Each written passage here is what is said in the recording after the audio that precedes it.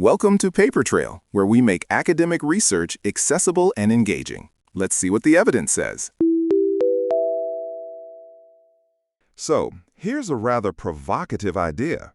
Did the launch of the iPhone contribute to a decline in birth rates?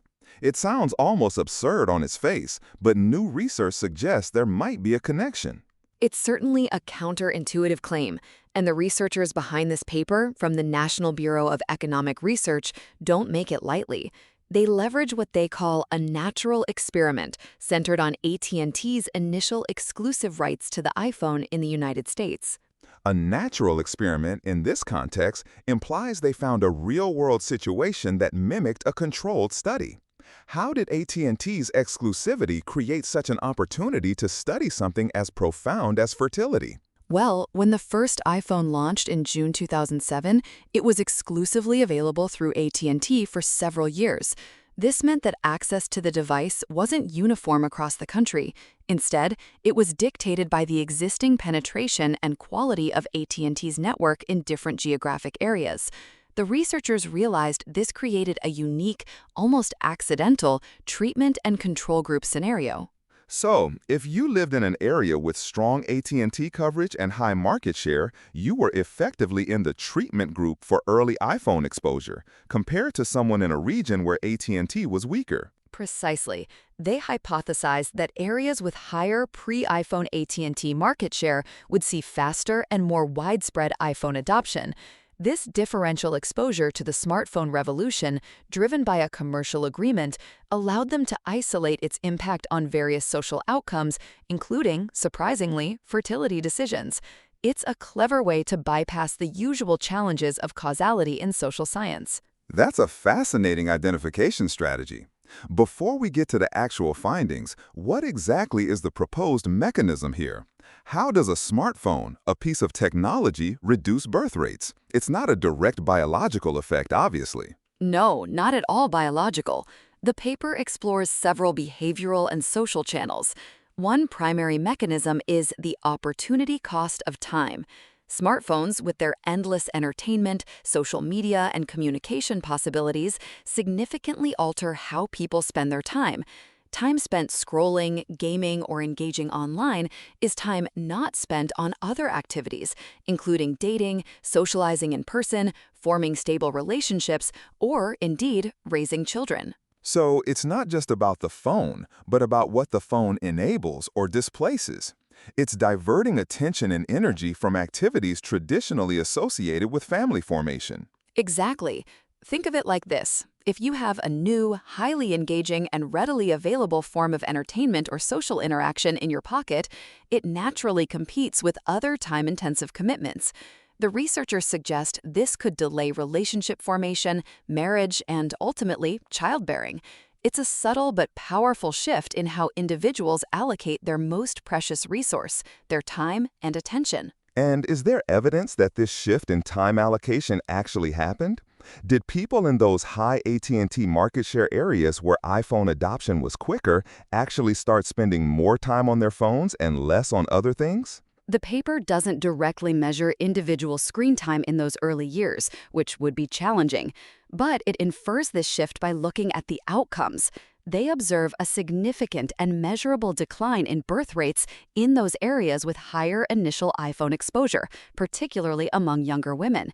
This suggests the behavioral changes implied by the opportunity cost mechanism are indeed playing out at a population level. Okay, so what did the research actually find?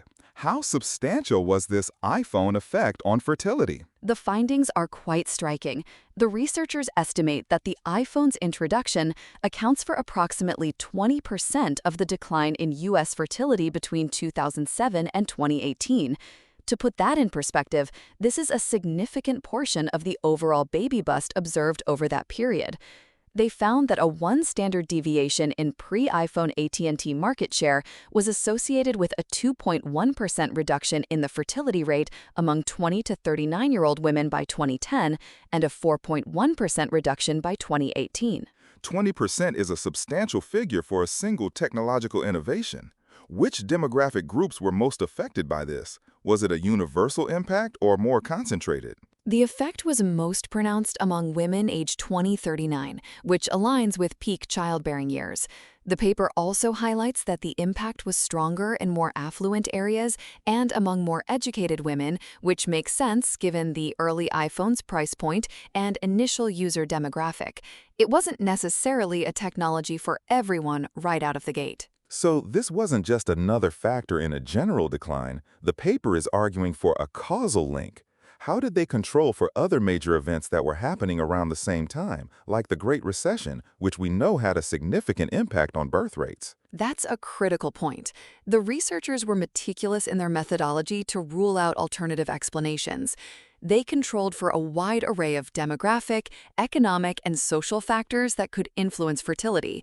This included local economic conditions, unemployment rates, housing prices, and even pre-existing fertility trends in those areas.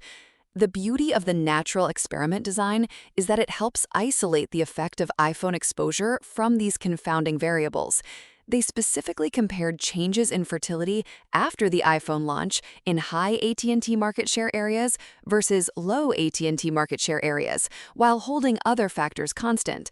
This difference in differences approach strengthens the argument for causality. So they're not just saying birth rates went down after the iPhone came out. They're saying birth rates went down more in places where iPhones were more readily adopted because of the iPhone's availability, even after accounting for the recession and other factors. Exactly.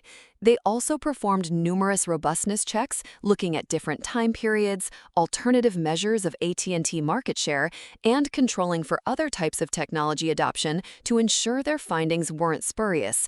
For instance, they show that areas with high AT&T market share didn't experience differential fertility trends before the iPhone's launch, which further supports the idea that the iPhone itself was the driving factor for the observed divergence after its introduction. It also suggests that this wasn't simply a matter of general smartphone adoption, but specifically the early wave of the smartphone revolution led by the iPhone that kicked off this trend. That's a fair interpretation. The iPhone represented a significant leap in mobile technology and user engagement.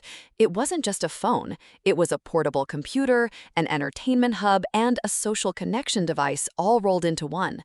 The sheer novelty and utility likely led to an unprecedented level of behavioral change in its early adopters.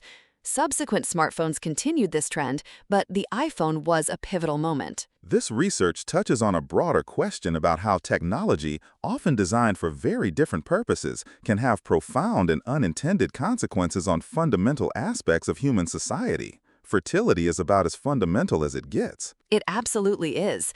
This paper serves as a potent reminder that technological advancements are never neutral. They reshape our daily lives, our social interactions, and even our most personal decisions in ways we might not fully grasp for years or even decades.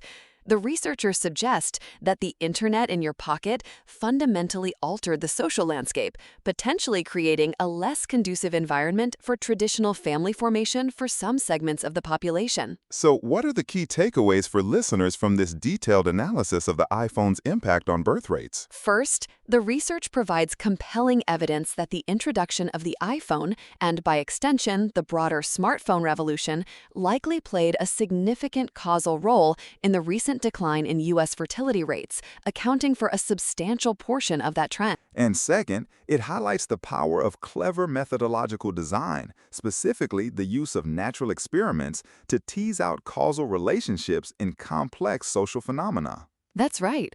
The AT&T exclusivity provided a quasi-experimental setting that allowed researchers to isolate the specific impact of the iPhone from other concurrent trends. Thirdly, the paper emphasizes the opportunity cost of time as a primary mechanism. It's not about smartphones directly preventing conception, but rather redirecting time, attention, and potentially financial resources away from the activities and commitments associated with starting and raising a family. And finally, it serves as a powerful illustration of how technological innovation, even when seemingly unrelated, can have profound, far-reaching, and often unintended consequences on core societal structures like demography. Indeed, the research encourages deeper thought about the hidden costs and benefits of technological progress. It certainly does. So for listeners, the question becomes, as new technologies continue to emerge and embed themselves even deeper into our lives, what other fundamental human behaviors might they be subtly yet powerfully reshaping without us even realizing it? That wraps up this episode of Paper Trail. Join us next time as we dig into more research worth talking about. If you liked what you heard, share it with a friend. Keep reading the fine print.